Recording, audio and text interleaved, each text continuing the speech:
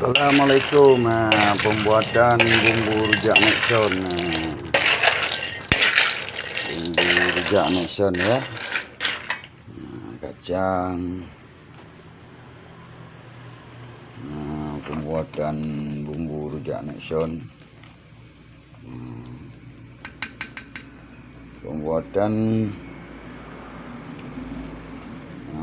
bumbu rujak Nexon ya.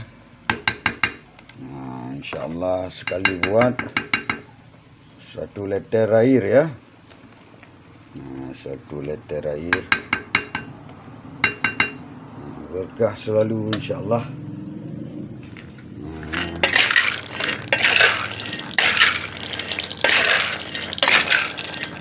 Pembuatan bumbu rujak Nexon.